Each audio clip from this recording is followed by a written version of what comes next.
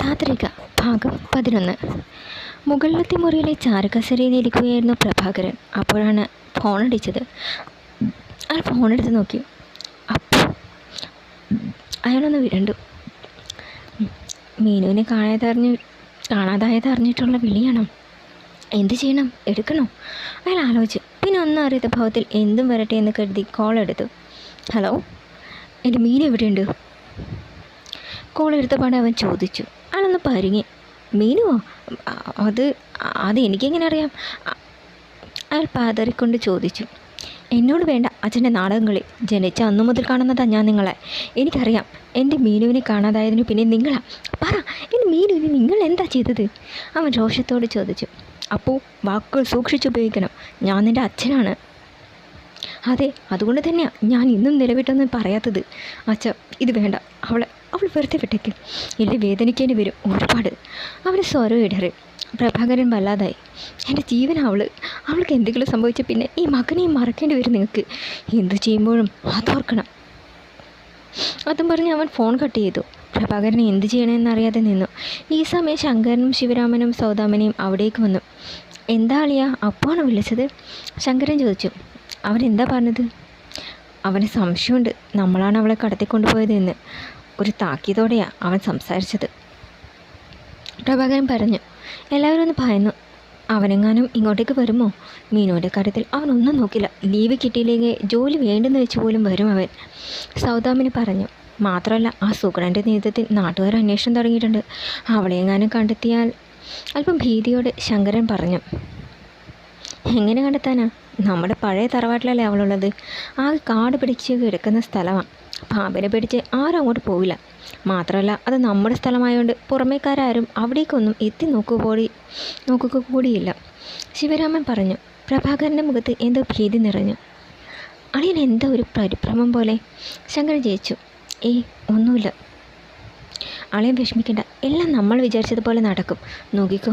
ശിവരാമൻ അയാളെ സമാധാനിപ്പിക്കാൻ ശ്രമിച്ചു. വാതിലിന് പിന്നിൽ നിന്ന് മിത്രി ഇതെല്ലാം കേൾക്കുന്നുണ്ടായിരുന്നു. അത് ശരി, അപ്പോൾ പഴയ തറവാട്ട് വീട്ടില ചേച്ചി പൂട്ടിയിരിക്കുന്നതല്ലേ? ഇത് മതി. മിത്ര സന്തോഷത്തോടെ തൻ്റെ മുറിയിലേക്ക് ചെന്ന് വാതിലടച്ചു.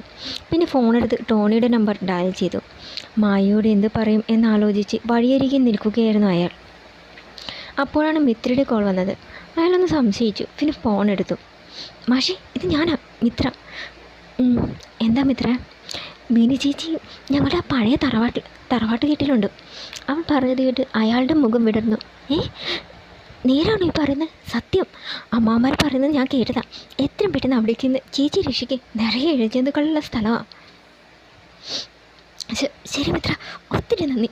ടോണി സന്തോഷത്തോടെ കവലയിലേക്ക് ഓടി. സുഗുണനോടും ഉമേഷിനോടും വിവരം പറഞ്ഞു. എല്ലാവരും അവിടേക്ക് തിരിച്ചു. ഇരുൾമൂടിയ ആ പ്രേതാലയം പോലുള്ള വീട്ടിൽ ബന്ധനസ്ഥയായി ആകെ കരഞ്ഞു തളർന്ന് മീനു ഇരുന്നു.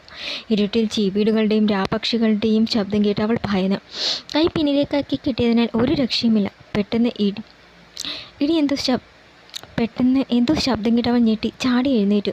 ചുറ്റും ഇരുട്ടാണ്. അവൾ എങ്ങനെയെങ്കിലും കൈയുടെ കെട്ടഴിക്കാനുള്ള വഴി നോക്കി. കൈ പിടിച്ച് വലിക്കുകയും ഒക്കെ ചെയ്തു നോക്കി.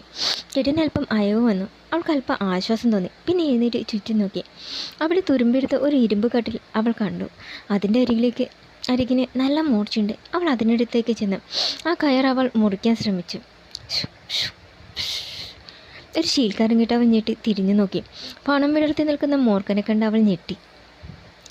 അവൾ വേഗം ആ കയർ മുറിക്കാൻ ശ്രമിച്ചു. അവസാനം കയർ മുറിഞ്ഞതും അവൾ വേഗം വായുടെ കെട്ടഴിച്ചു. പിന്നെ സൂക്ഷ്മതയോടെ ചെന്ന് വാതിലിൽ തട്ടി. രക്ഷിക്കണേ, ആരെങ്കിലും ഉണ്ടോ? എന്നെ രക്ഷിക്കണേ! അവൾ കരഞ്ഞുകൊണ്ട് വിളിച്ചു. ആരും കേട്ടില്ല. അവൾ ചെന്ന് ജനാലകൾ ഓരോന്നായി തള്ളി നോക്കി. അതിലൊന്നിൻ്റെ കൊളുത്ത് പൊട്ടിയിരുന്നു. അവൾ ഒരു വലിയ പലക കഷ്ണം എടുത്ത് അതിൽ ആഞ്ഞടിച്ച് അത് തുറക്കപ്പെട്ടു. അവൾ പുറത്തേക്ക് നോക്കി. അവിടെയെങ്കിലും ഒരു മനുഷ്യക്കുഞ്ഞിനെ പോലും കണ്ടില്ല. അവൾ പൊട്ടിക്കരഞ്ഞുകൊണ്ട് നിലത്തിരുന്നു. കരഞ്ഞിരുന്നിട്ട് കാര്യമില്ല, രക്ഷപ്പെട്ടേ പറ്റൂ. അവൾ വേഗം കണ്ണുകൾ തുടച്ച് എഴുന്നേറ്റു. അവരുടെ മകൾ പരതി. ഒടുവിൽ ഒരു വലിയ പാര കിട്ടിയതും അവൾ അതെടുത്ത് വാതിലിൽ ആഞ്ഞടിച്ച് തുറക്കാൻ ശ്രമിച്ചു. ഈ സമയം പാമ്പ് അവളുടെ അരികിലേക്ക് വന്നു. അവൾ ആകെ എന്ന് തിരിഞ്ഞു നോക്കി. കൃഷ്ണ, കാത്തോണേ ഭഗവാനെ! അവൾ കരഞ്ഞു വിളിച്ചു. പിന്നെ പാര കൊണ്ട് വാതിലിൽ ആഞ്ഞടിച്ചു. അവൾക്ക് ശരീരമാകെ തളരുന്നത് പോലെ തോന്നി. കണ്ണിലാകെ ഇരുട്ട് കയറുന്നത് പോലെ തോന്നി. എന്നിട്ടും അവൾ വാതിലിൽ ആഞ്ഞടിച്ചു. വാതിൽ പിളർന്നതും അവൾ അത് തുറന്ന് പുറത്തേക്കോടി. ആകെ തളർന്ന് ആടിയിളിഞ്ഞ് ആ നടവഴിയിലൂടെ അവൾ ഓടി. ഈ സമയം ടോണിയും സുഗുണനും ഉമേഷിനും അവിടെ എത്തി. അവരെ കണ്ടതും അവൾ ആശ്വാസത്തോടെ അവരുടെ മുന്നിലേക്ക് ചെന്നു. അവർക്കും സമാധാനമായി. മോളെ, നീ ഇത് എവിടെയായിരുന്നു? ടോണി ചോദിച്ചു. അവൾ എന്തോ പറയാൻ തുടങ്ങിയതും കണ്ണിൽ ഇരുട്ട് കയറി. ബോധം നശിച്ച് അവൾ താഴേക്ക് വീഴാൻ പോയതും ടോണിയും സുഗുണനും അവനെ പിടിച്ചു. മോളെ, എന്താ പറ്റിയത്? അവർ ആവലാതിയോട് ചോദിച്ചു. അവൾക്കൊന്നും പറയാനായില്ല. നാവ് കൊഴിഞ്ഞ് അവൾ കണ്ണുകൾ അടച്ചു. ടോണി, പിടിക്ക്, നമുക്ക് വേഗം ആശുപത്രിയിൽ കൊണ്ടുപോകാം, സുഗുണൻ പറഞ്ഞു. മൂവരും ചേർന്ന് അവളെ ആശുപത്രിയിൽ എത്തിച്ചു. മുറിയിൽ ഉറക്കം വരാതെ അങ്ങോട്ടും ഇങ്ങോട്ടും നടക്കുകയായിരുന്നു അധർ. മീനുവിൻ്റെ കാര്യം ഓർക്കുന്തോറും അവന് ദേഷ്യവും സങ്കടവും വന്നു. എവിടെയായിരിക്കും അവള്? അച്ഛൻ എന്താകും അവളെ ചെയ്തിരിക്കുക? ഓരോന്നോർക്കുന്തോറും അവന് തലയ്ക്ക് ഭ്രാന്ത് പിടിക്കുന്നത് പോലെ തോന്നി. ഈ സമയം അലക്സ് എവിടേക്ക് വന്നു. അതോ, നീ ഇങ്ങനെ ടെൻഷൻ എടുക്കാതെ, മീനുവിനൊന്നും പറ്റില്ല. എങ്ങനെ ടെൻഷൻ അധികാതിരിക്കും? ദേഷ്യം വന്നാൽ അച്ഛൻ്റെ സ്വഭാവം എനിക്ക് നന്നായിട്ടറിയാം. ഞാൻ അവിടെ നിന്ന് മാറാൻ കാത്തിരിക്കുകയായിരുന്നു അച്ഛൻ. ഇങ്ങനെ വേവലാതെ പറ്റിയിട്ട് എന്ത് കാര്യം? നടക്കാനുള്ളതൊക്കെ നടന്നു. നാട്ടുകാരെല്ലാവരും നമ്മുടെ കൂടെയില്ല. ഉറപ്പായും മീനുവിനെ അവർ കണ്ടെത്തും. നീ സമാധാനപ്പെടും, അലക്സ് പറഞ്ഞു. അച്ഛനോടെല്ലാം സാവകാശം പറഞ്ഞ് സമ്മതിപ്പിക്കാൻ എന്ന് കരുതിയതാണ്. പക്ഷേ അന്ന് രാത്രി എല്ലാം കൈവിട്ടു പോയി. അവൾ സമ്മതിക്കാൻ ഇല്ലേ, താലി കിട്ടി അവളെ കൂടെ കൊണ്ട് പോന്നേനെ ഞാൻ ഇങ്ങോട്ട്, അവൻ വിഷമത്തോടെ പറഞ്ഞു. അലക്സ് അവൻ്റെ തോളിൽ കൈവച്ചു. അലക്സ്, അവൾക്ക് എന്തെങ്കിലും പറ്റിയ പിന്നെ ഞാൻ. അത്ര അവൻ്റെ കൈ പിടിച്ച് കരഞ്ഞു. അതുകൊണ്ട് അലക്സിന് സങ്കടം വന്നു. നീ സമാധാനിക്കാത്ത, വാ, ഒന്ന് കുറച്ച് സമയം കിടക്ക്, എനിക്ക് നല്ല ക്ഷീണമുണ്ട്. ഒന്ന് ഉറങ്ങി എഴുന്നേൽക്കുമ്പോഴേക്കും മിത്ര വിളിക്കും. മീനൊരു കുഴപ്പമില്ലാതെ തിരിച്ചു വന്നെന്ന് പറഞ്ഞു. അത്ര എഴുന്നേറ്റു. ഇല്ലടാ, അവളെക്കുറിച്ച് ഒരു വിവരം കിട്ടാതെ എനിക്ക് ഉറങ്ങാനാവില്ല. ഞാൻ കുറച്ച് സമയം ഒറ്റയ്ക്കിരിക്കട്ടെ, അതും പറഞ്ഞ് അവൻ പുറത്തേക്ക് നടന്നു. കടപ്പുറത്ത് കൂടി അഥർ നടന്നു. ഓരോന്നോർക്കുന്തോറും അവന് സങ്കടം വന്നു. അവൻ ഫോണെടുത്ത് അതിൽ ചിരിക്കുന്ന മീനുവിൻ്റെ ഫോട്ടോ നോക്കി. അത് നെഞ്ചോട് ചേർത്ത് പിടിച്ചു. മീനു, നിനക്ക് എന്താടി പറ്റിയത്? എൻ്റെ വീട്ടുകാർ നിന്നെ എന്താ ചെയ്തത്? തനിക്ക് വേണ്ടി ഒരുപാട് സഹിക്കുന്നുണ്ടവൾ. ഒരാപത്തും കൂടാതെ അവൾ തിരികെ കിട്ടിയാൽ മതിയായിരുന്നു. അവളെ ആദ്യം കണ്ട നിമിഷം അവൻ മനസ്സിലോർത്തു. ഒരു ദിവസം ആരും കളിക്കാനില്ലാതെ മുകളിലത്തെ വരാന്തയിൽ വിഷമിച്ചിരിക്കുമ്പോഴാണ് വാസവൻ ചേട്ടൻ്റെ മീനുവിൻ്റെ അച്ഛൻ കയ്യും പിടിച്ച് മേലെടുത്ത് തറവാടിൻ്റെ പടി കടന്ന് ഒരു പാവാടക്കാരി വന്നത്. അവളെ കണ്ട് പതിയെ താഴേക്ക് ഇറങ്ങിച്ചെന്നപ്പോൾ വരാന്തയിൽ നിൽക്കുന്ന അമ്മ വാസവൻ ചേട്ടനോട് സംസാരിക്കുന്നത് കേട്ടു. പറമ്പിൽ കൂടിയിട്ട് പിറകു വെട്ടാനായി വന്നതാണ് വാസവൻ ചേട്ടൻ. നായ ചേച്ചിയും കൊണ്ട് ഭാഗ്യമ്മ ആങ്ങളുടെ വീട്ടിൽ പോയിരിക്കുകയാണ്. മീനുവിനെ വീട്ടിൽ തനിച്ചിരുത്താൻ വയ്യ. അതുകൊണ്ട് അവളെയും കൂടെ കൊണ്ടുവന്നതാണ്. പാർവതിക്ക് കണ്ടപ്പോൾ തന്നെ അവൾ ബോധിച്ചു. നന്നായി, കളിക്കാൻ ആരും കൂട്ടില്ലെന്ന് പറഞ്ഞ് അപ്പോൾ വിഷമിച്ചിരിക്കുകയായിരുന്നു. അപ്പോൾ നിനക്കൊരു കൂട്ടുകാരി, പാർവതി വിളിച്ചു പറഞ്ഞു. അഥർ അവളുടെ അരികിലേക്ക് ചെന്നു അവളെ അടിമുടി നോക്കി ചിരിച്ചു. എന്താ മോളുടെ പേര്? പാർവതി ചോദിച്ചു. മിഥില, മീനു എന്ന് വിളിക്കും, അവൾ പറഞ്ഞു. മോളെ നീ ചേട്ടൻ്റെ കൂടെ പോയി കളിച്ചോളൂ, അച്ഛനിവിടെ കുറച്ച് പണിയുണ്ട്, വാസവൻ ചേട്ടൻ പറഞ്ഞപ്പോൾ അവൾ അയാളുടെ കൈ മുറുകെ പിടിച്ച് പിന്നോട്ട് മാറി നിന്ന് അവനെ പേടിയോടെ നോക്കി. എനിക്ക് പേടിയാ, അവൾ പറഞ്ഞത് കേട്ട് പാർവതിയും വാസവനും ചിരിച്ചു. പിന്നെ അവളുടെ ഒരു പേടി, അതൊക്കെ ഞാൻ മാറ്റിക്കൊള്ളാം, ഇവിടെ ആടി. വാസവൻ ചേട്ടൻ പോയിക്കോ, മീനുവിൻ്റെ കൈ പിടിച്ച് അത്ര ഓടി. അവൾ ശരിക്കും ഒന്ന് ഭയന്നു. അന്ന് അവളെ കൂട്ടി തൻ്റെ മുറിയിൽ കൊണ്ടുപോയി തൻ്റെ കളിപ്പാട്ടങ്ങളൊക്കെ കാണിച്ചു കൊടുത്തു. പതിയെ അവളുടെ പേടി മാറി തുടങ്ങി. വൈകുന്നേരം ആയപ്പോഴേക്കും ഇരുവരെ നല്ല കൂട്ടായി. പോകാൻ നേരം സങ്കടത്തോടെ ചോദിച്ചു. ഇനി എന്നാ നീ എൻ്റെ കൂടെ കളിക്കാൻ വരാ, സമയം കിട്ടുമ്പോൾ. അവൾ പടി കടന്നു പോകുന്നത് സങ്കടത്തോടെയാണ് അന്ന് നോക്കി നിന്നത്. പിന്നെ പലപ്പോഴും അമ്മയോട് ചോദിക്കും, അമ്മേ, ഇന്ന് വാസവൻ ചേട്ടൻ പണിക്ക് വരുമോ?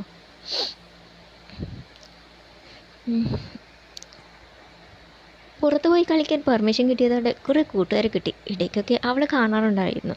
ടൗണിലെ സ്കൂളിൽ അഡ്മിഷൻ കിട്ടിയതൊക്കെ കളിയൊക്കെ കുറച്ചു. ഒരു വെക്കേഷൻ കാലത്ത് അബദ്ധത്തിൽ കാല് തെറ്റി പുഴയിലേക്ക് വീണു. മരണത്തെ മുഖാമുഖം കണ്ട നിമിഷം ആരും തന്നെ രക്ഷപ്പെടുത്താനായി മുതിർന്നില്ല. താൻ പുഴയിൽ മുങ്ങിത്താഴുന്നത് കണ്ട് മറ്റൊന്നും ആലോചിക്കാതെ കുത്തിവെച്ചൊഴുകുന്ന പുഴയിലേക്ക് അവൾ എടുത്തു ചാടി ജീവൻ രക്ഷിച്ചു. അവളാണ് തൻ്റെ ജീവൻ രക്ഷിച്ചത് എന്ന് അറിഞ്ഞപ്പോൾ സന്തോഷം തോന്നി.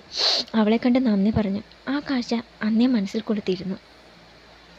പ്ലസ് 1 പഠിക്കുന്ന കാലത്ത് കൂട്ടുകാർക്കെല്ലാം ഓരോ പ്രണയിനികൾ സ്കൂളിൽ തന്നെ ഉണ്ടായിരുന്നു. തന്നോട് ആരെങ്കിലും പ്രണയിക്കാൻ പറഞ്ഞതായിരുന്നു. അന്ന് മനസ്സിൽ മീനുവിൻ്റെ മുഖമാണ് ഓടി വന്നത്. അവളോട് തൻ്റെ ഇഷ്ടം തുറന്നു പറയണമെന്ന് മനസ്സിലുറപ്പിച്ച്. അതെങ്ങനെയെന്ന് മാത്രം അറിയില്ലായിരുന്നു. ഒരിക്കൽ സർപ്പക്കാവിലേക്ക് വിളിച്ചു വരുത്തി അവളെ കെട്ടിപ്പിടിച്ച് കവളിൽ ഉമ്മ വെച്ചു. തന്നെ തള്ളിമാറ്റി ദേഷ്യത്തോടെ ഒന്ന് നോക്കി. പിന്നെ കരഞ്ഞുകൊണ്ട് അവൾ ഓടി. ഇത് ഞാൻ വലിയങ്ങനോട് പാർവതി അമ്മയോട് പറയും. അവൾ ഭീഷണി മുഴക്കി. ആദ്യമൊന്ന് വിരണ്ടു, പക്ഷെ പിന്മാറാൻ തയ്യാറായില്ല. പറയുമ്പോൾ എന്നാ ഇതുകൂടി പറഞ്ഞേക്ക് എന്ന് പറഞ്ഞ് അവളുടെ ചുണ്ടിൽ ചുംബിച്ചു. അവൾ ശരിക്കും പകച്ചു. പിന്നെ തന്നെ കാണുമ്പോഴെല്ലാം ഒഴിഞ്ഞു മാറാൻ തുടങ്ങി. പക്ഷെ അവൻ വിടാൻ ഭാവമില്ലായിരുന്നു. അവസാനം അവൻ്റെ സ്നേഹത്തിന് മുന്നിൽ അവൾക്ക് അടിയറവ് പറയേണ്ടി വന്നു. ഒരിക്കലും പിരിയില്ലേ എന്ന് അവൾക്ക് വാക്ക് നൽകി. അവളാണിപ്പോൾ. അതൊരു കണ്ണു തുടച്ചു. അപ്പോൾ ഒരാൾ അവൻ്റെ അരികിലേക്ക് പരിഭ്രമത്തോടെ ഓടി വന്നു. സാബ്! അയാളുടെ കിടക്കിട്ട് അവൻ തിരിഞ്ഞു നോക്കി. എന്താ സാർ? കടൽ തീരത്ത് ഒരാൾ കിടക്കുന്നു. ബോട്ട് തകർന്നതാണെന്നാണ് തോന്നുന്നത്. അയാൾ പറഞ്ഞത് കേട്ട് അവനൊന്ന് പകച്ചു. വാ! അവൻ അയാൾക്കൊപ്പം നടന്നു. അവിടെ ചെന്നപ്പോൾ ഒന്ന് കാണാനില്ല. അവൻ സംശയത്തോടെ അയാളെ നോക്കി. എവിടെയാള് എന്ന് ചോദിച്ചതും തലയ്ക്ക് പിന്നിൽ ശക്തമായ ഒരു അടിയേറ്റതും തലയ്ക്ക് കൈയും പിടിച്ച് അവൻ തിരിഞ്ഞു നോക്കിയതും ആരോ ഒരു തുണി കൊണ്ട് അവൻ്റെ മൂക്കിൽ പിടിച്ചു. ബോധം പറഞ്ഞവൻ താഴെ വീണു. മുഖംമൂടി ധരിച്ച 3 പേർ ചേർന്ന് അവനെ പൊക്കിയെടുത്ത്. അപ്പോഴേക്കും ഒരു ബോട്ട് അവിടേക്ക് വന്നിരുന്നു. എല്ലാവരും ചേർന്ന് അവനെ ബോട്ടിൽ കയറ്റി. ആ ബോട്ട് കടലിലൂടെ ദൂരേക്ക് മറിഞ്ഞു. അപ്പോട്ടാ! നിലവിളിച്ചുകൊണ്ട് മീനു ചാടി എഴുന്നേറ്റ് പരിഭ്രമത്തോട് ചുറ്റും നോക്കി. മുകളിൽ കറങ്ങുന്ന ഫാൻ. ആശുപത്രി കിടക്കയിലാണ് താൻ. അരികിൽ തന്നെ കരഞ്ഞുകൊണ്ട് മായ നിൽപ്പുണ്ട്. ഒപ്പം ടോണിയും സുഗണനും മറ്റു ചിലരും. മായ പരിഭ്രമത്തോടെ അവളുടെ അരികിലേക്ക് വന്നു. മോളെ, നീ പേടിക്കണ്ട, ഇത് ആശുപത്രിയാണ്. മായ പറഞ്ഞു. ചേച്ചി, ഞാനെങ്ങനെ ഞങ്ങളെ ഇവിടെ കൊണ്ടുവന്നത്? സുഗണൻ പറഞ്ഞു. നീ ചേച്ചി പേടിപ്പിച്ച് കളഞ്ഞല്ലോ. എവിടെയായിരുന്നു നീ? നിനക്ക് എന്തു പറ്റിയെന്നറിയാതെ എന്തുമാത്രം പേടിച്ചെന്നറിയാമോ നീ? മായ കരഞ്ഞുകൊണ്ട് പറഞ്ഞു. അവൾ എന്തോ പറയാൻ വന്നത് ടോണി തടഞ്ഞു. വേണ്ട മോളെ, വയ്യെങ്കിലും ഒന്നും സംസാരിക്കണ്ട. എനിക്ക് കുഴപ്പമൊന്നുമില്ല ചേച്ചി, അവൾ അവശതയോടെ പറഞ്ഞു. അപ്പോൾ ഡോക്ടർ അവിടേക്ക് വന്നു. ആഹാ, മീനു കണ്ണു തുറന്നോ? ഇപ്പോൾ എന്ത് തോന്നുന്നു മീനു? ഡോക്ടർ ചിരിച്ചുകൊണ്ട് ചോദിച്ചു. കുഴപ്പമൊന്നുമില്ല ഡോക്ടർ. ഡോക്ടർ അവളെ പരിശോധിച്ചു. എങ്ങനെയുണ്ട് ഡോക്ടറെ? പേടിക്കാനൊന്നുമില്ല. മീനുവിൻ്റെ കണ്ടീഷൻ ഇപ്പോൾ ഓക്കെയാണ്. വൈകുന്നേരം വീട്ടിലേക്ക് പോകാം, ഡോക്ടർ പറഞ്ഞ് നടന്നു. അപ്പോൾ പോലീസുകാർ അവിടേക്ക് വന്നു. അവരെ കണ്ടതും അവളൊന്ന് പകച്ചു. മുതലേക്ക് സംസാരിക്കാൻ കുഴപ്പമൊന്നുമില്ലല്ലോ? എസ് ചോദിച്ചു. ഇല്ല സാർ, അവൾ പറഞ്ഞു. അയാളൊരു സ്റ്റൂൾ എടുത്തിരുന്നു.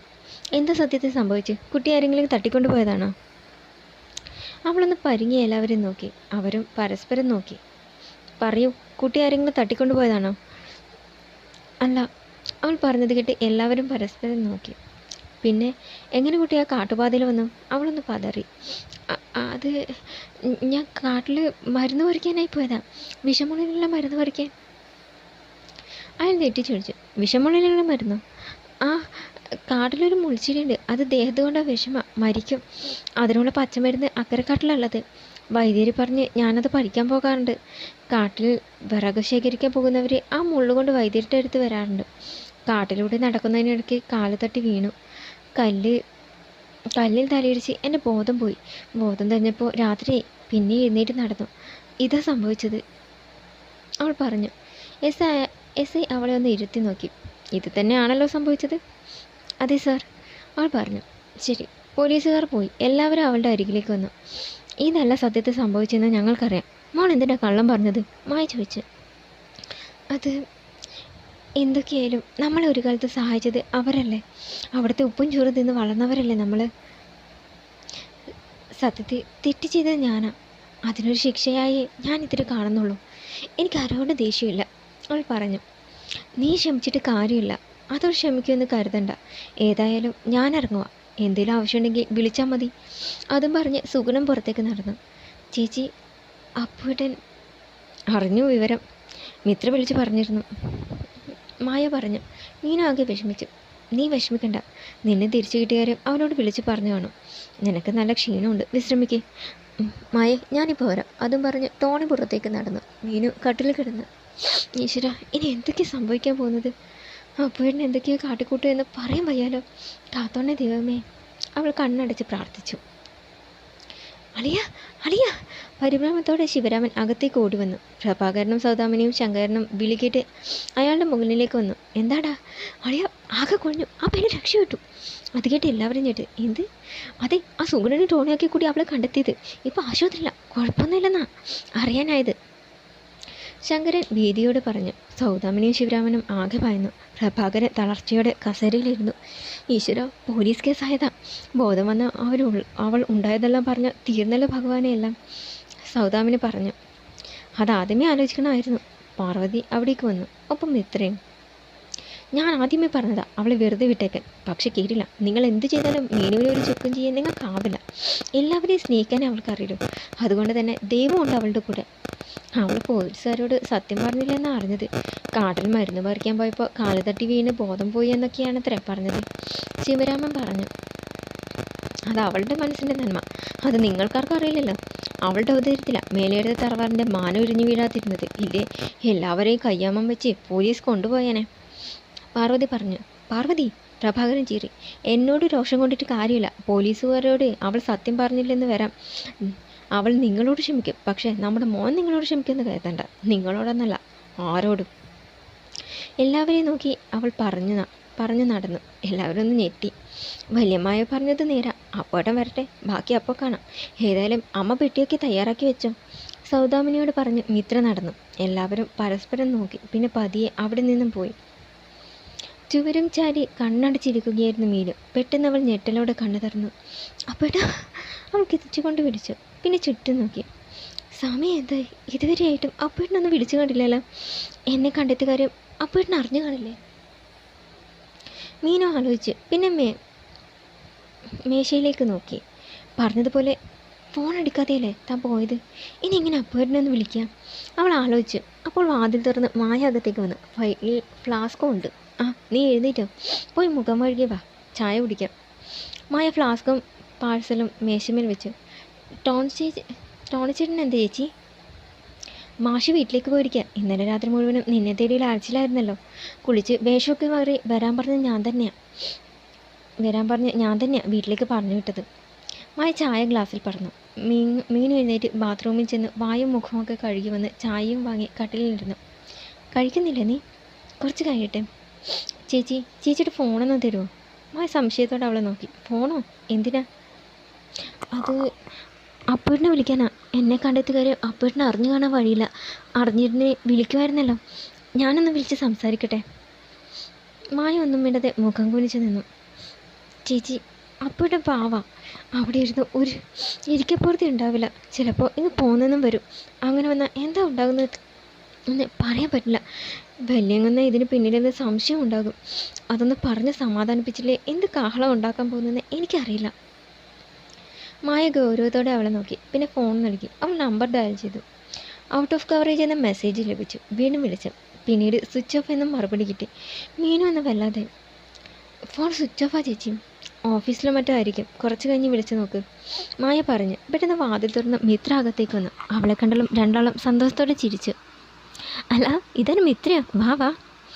മായ പറഞ്ഞു. മിത്ര മീനുവിൻ്റെ അരികിൽ ചെന്നിരുന്നു. ചേച്ചിക്കൊന്നും പറ്റിയില്ലല്ലോ അല്ലേ? മിത്ര അവലാതിയോട് ചോദിച്ചു. ഇല്ല മോളെ, ഒന്നുമില്ല. മിത്രേ, നീ ഇവിടെ ഉണ്ടല്ലോ, ഞാനൊന്ന് പുറത്ത് പോയിട്ട് ഇപ്പോൾ വരാം, മായ പറഞ്ഞു. ശരി ചേച്ചി. മായ പുറത്തേക്ക് പോയി. മിത്ര അവളുടെ അരികിലിരുന്നു. നിന്നോട് ശരിക്കും ഞാൻ പണക്കാം. എന്തിന്? നീ എന്തിനാ അപ്പൂരിനെ വിളിച്ച് കാര്യം പറഞ്ഞത്?